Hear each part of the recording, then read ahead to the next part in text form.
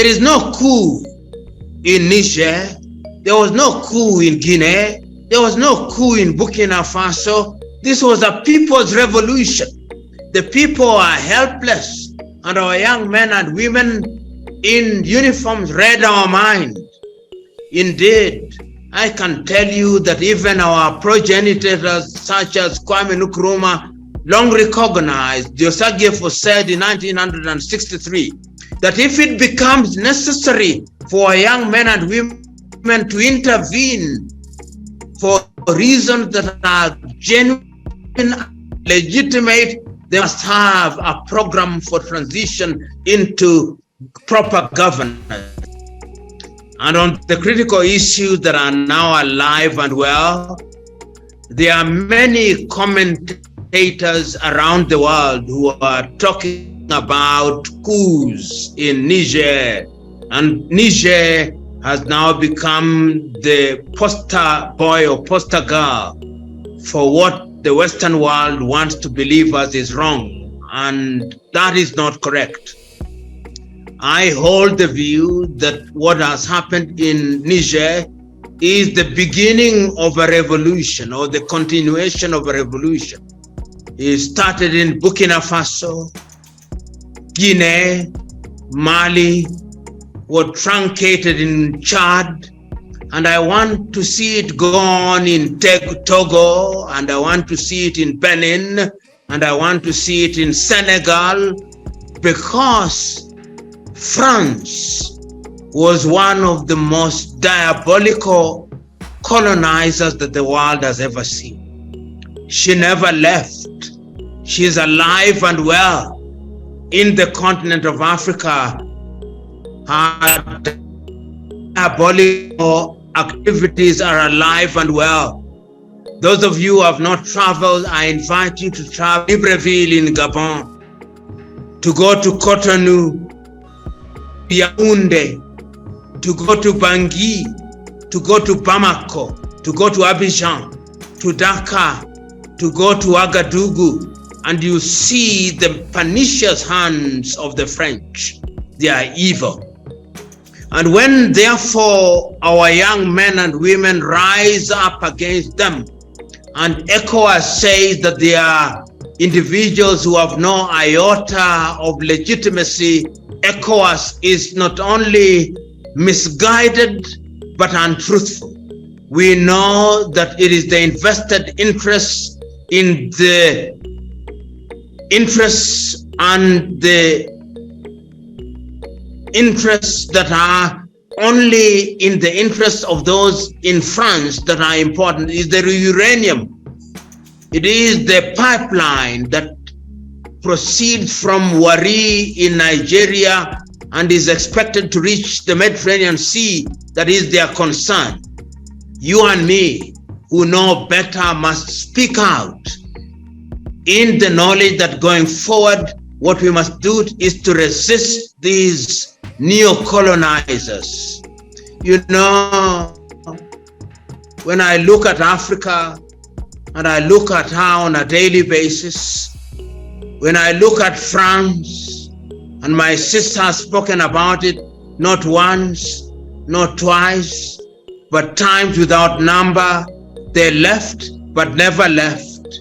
They left, but they controlled the economy of all countries except Mali because of Modibo Keita, because of Guinea, because of Ahmed Sékou Touré, because of Algeria, because of Ahmed Ben Bella, but they are alive and well.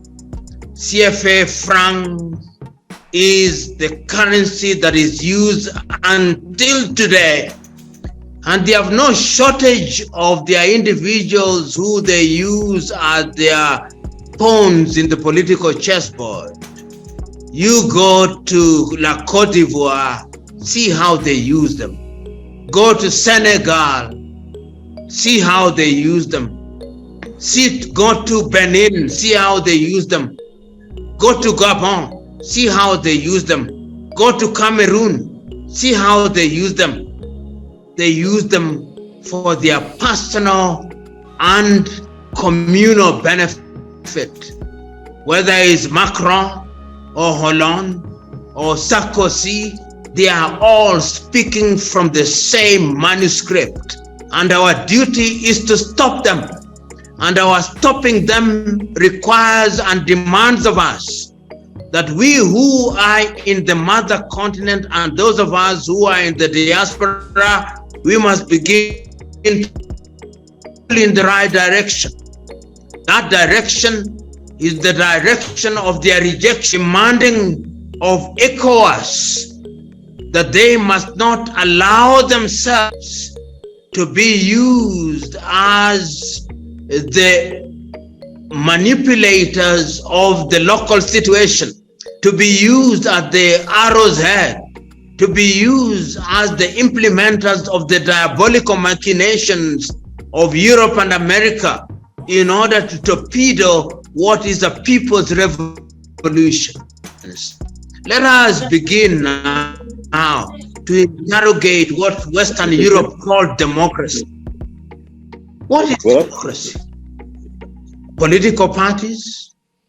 Is it periodic elections? Or is it governance?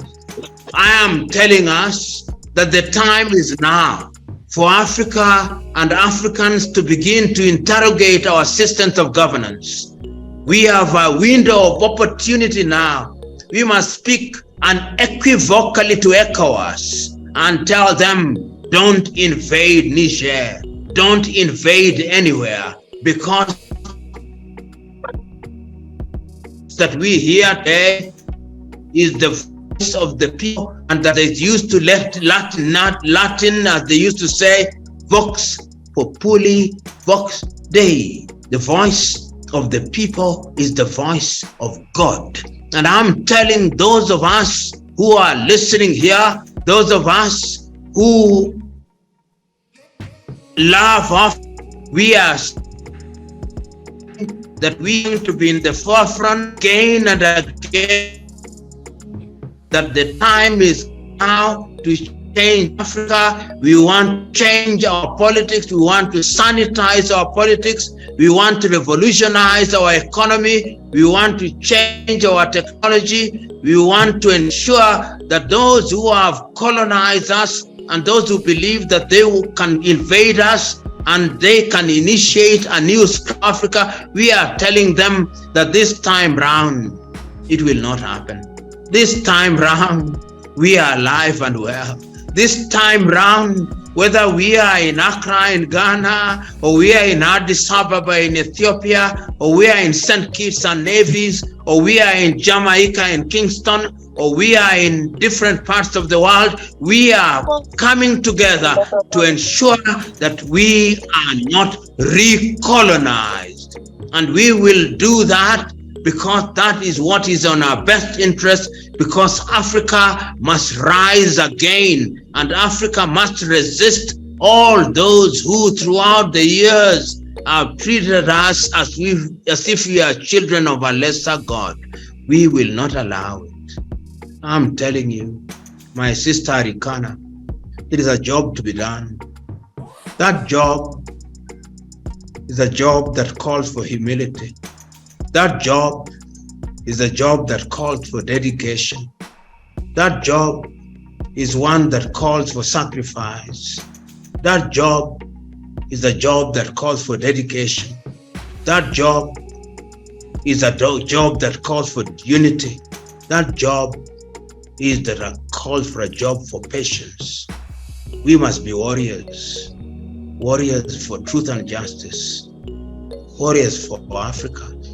Warriors for Africans. Warriors for Africans in the diaspora. You and me and others of goodwill. This is the time.